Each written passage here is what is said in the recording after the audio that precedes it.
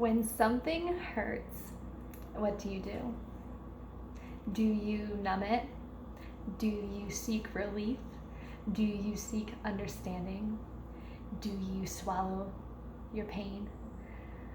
Do you share your pain? Do you throw your pain around? What do you do?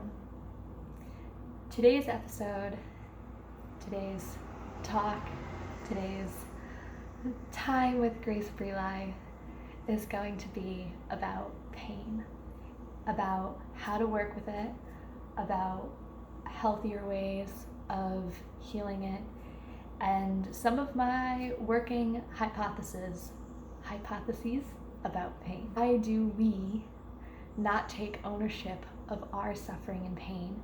Why do we compare it? And why do we think that we are not worthy of working with our own pain and distress? Why do we think that just because somebody else has it worse, we are therefore not worthy of helping ourselves and helping other people and asking for help with our own pain? Nobody has a monopoly on pain. No one is immune from it. No one is free of suffering. It's part of the human experience, and it's something that we all will or have experienced at some point in our lives. I think that we as a society largely are very uncomfortable with our own pain and suffering and distress and that of other people. I think part of our discomfort with pain is because most of us are already at full capacity. Most of us are already maxed out. The reality of the world is that we have more access to seeing other people's suffering, other people's distress, this planet's distress. We have more access to this than ever before. And I think so often we avoid our own pain and we avoid others' pain because we just are unable to process it. And we avoid other people's pain because we don't want to feel our own. So I am by no means a codependency expert, but I have started to dig into it lately because I see how I exhibit a lot of codependency tendencies in my life. Codependency, to me, my understanding of it is that it is an adaptive strategy to help the individual better survive and better manage themselves. So for instance, I struggle with when people are upset with me. I struggle with those feelings. That is pain. It hurts. It hurts when people are upset at me, mad at me, when I feel that I did something wrong. It hurts. And so what do I do to avoid that hurt? By running from the hurt, by being afraid of that hurt, by not looking at the parts within me that are hurting. I turn towards addressing the problem, what I perceive as the problem, the lion, so to speak, that is outside of me. So that leads me to then people please, manage other people, try and control other people, try and bend myself into a pretzel so I am absolutely perfect, so I don't piss anybody off, so I don't make anybody mad or angry or upset, because if I can somehow do that, then they won't be mad at me, and then I'll be okay. I won't have to feel those feelings. But can you see how this doesn't work?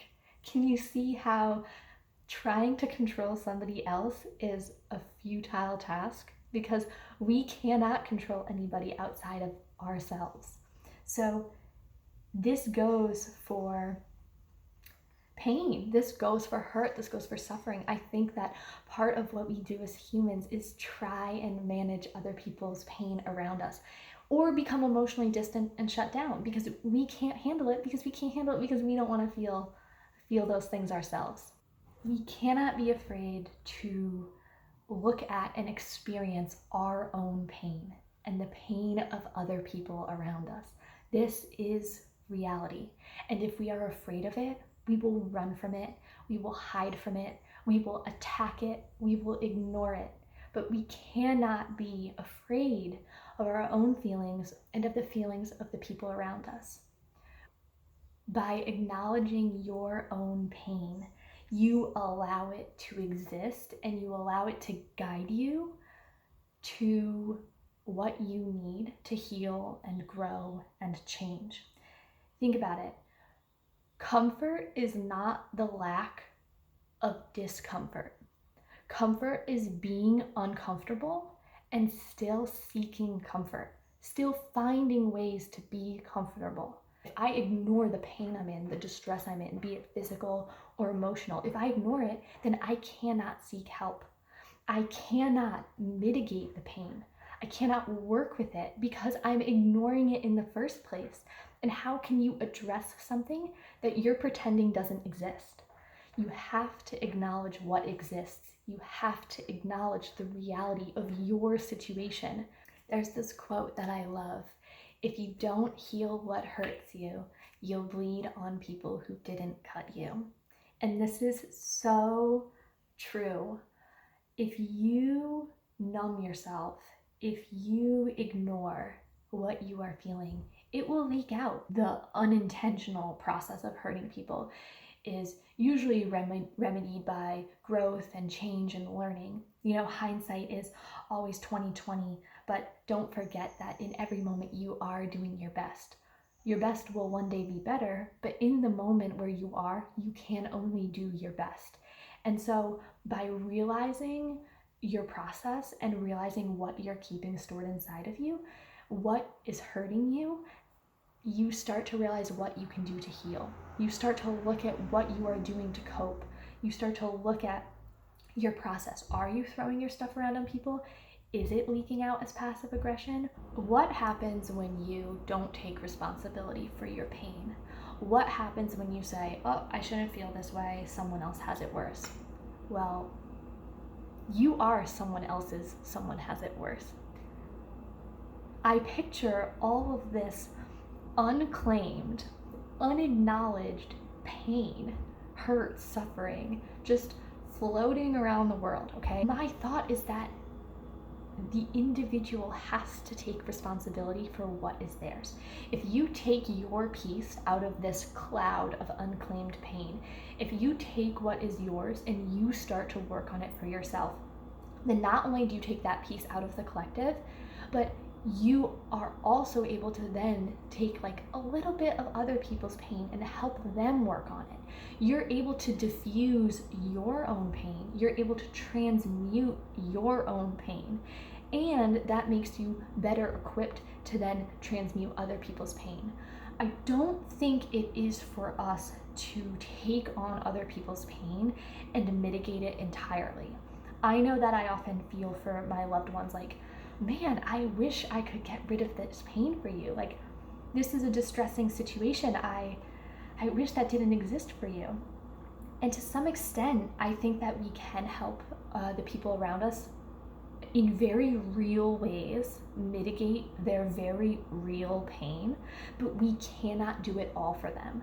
They have to be the ones in the driver's seat transmuting their own pain and distress.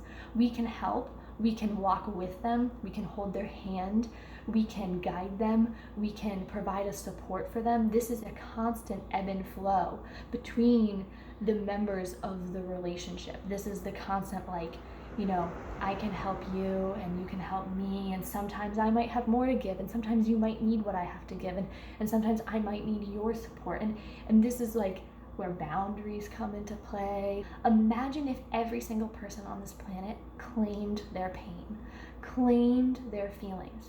What would that do? That would allow them to heal themselves and then be available for helping to heal others. And it would allow them to ask for help, because we all need help. If your house is on fire and you don't admit that it's on fire, how can you call the fire department? Your neighbor down the street could call the fire department for you, but if you're sitting in your house and your house is burning around you, you're still gonna die in that fire. Your neighbor can drag you out. You're still gonna be burned. You have to see that the house is on fire. You have to open yourself up to receiving help. And in doing so, that allows you to help further down the road. That allows you to call when your neighbor's house is on fire. That allows you to help someone who's in distress. There's this idea of, I can link it in the description box. It's this like circle of pain. So when something distressing happens to the individual in the center, the pain radiates out. So you have your inner circle who might know everything that's going on, and you're relying on them to help you mitigate the pain. And then those people, they now help you carry your pain, and they help you with your distress. So they need people to turn to. So they don't turn back, because if they turn back to the person in the middle, then that person gets burdened again. So they have to turn outward. It's like the rings in the water when you throw in the stone. You diffuse the pain. And in order to be somebody who helps diffuse pain and diffuse and transmute the distress of the people around you, you have to be working on your own pain and distress. So don't you see how diffusing the pain in this world really requires all of us. It requires all of us to look at our own stuff, and it requires all of us to be willing and able to do that work for ourselves so that we can be there to help transmute and diffuse the pain that other people around us feel, and the pain and suffering that the collective is feeling. A few years ago, I was really struggling with wanting to be here. And this was a time in my life when I was given the most unconditional support I had ever been given to that point. The people who were in my life and supporting me, the people who were helping me to manage my pain and distress, told me that they loved me and I was free to do what I wanted to do, that they would love me if I stayed, and they would love me if I left.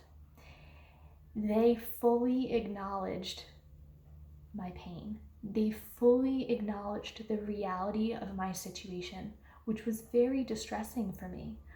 It was very confusing. And had they responded with platitudes or just saying like, oh, you're fine, everything's gonna be great, blah, blah, blah, I'm not sure what the outcome would have been, because I had felt so unseen for so long.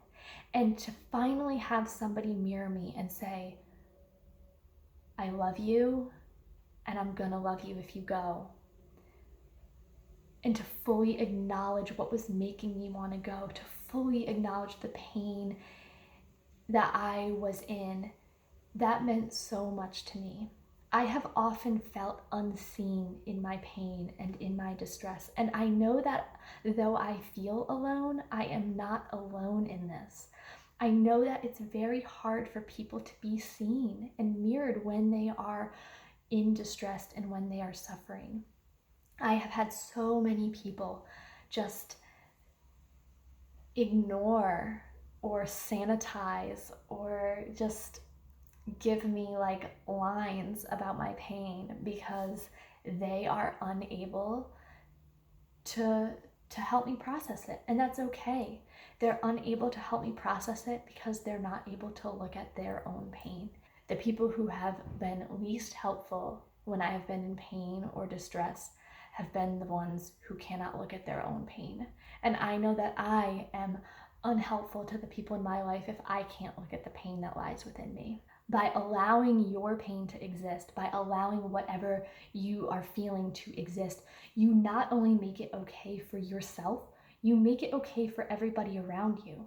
By opening yourself up, you open up your own capacity to heal, and you open yourself up to the ability to use the skills that you are learning to help those around you.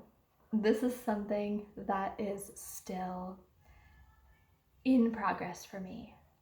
I'm always going to be learning about this. I'm always going to be figuring things out about this. This is just my current working hypothesis. These are my current thoughts. And I would really love to hear what this brings up in you. And I just want to say thank you for being here. So I hope wherever you are, whatever day it is, whatever time it is, that you have a good day. So, ciao.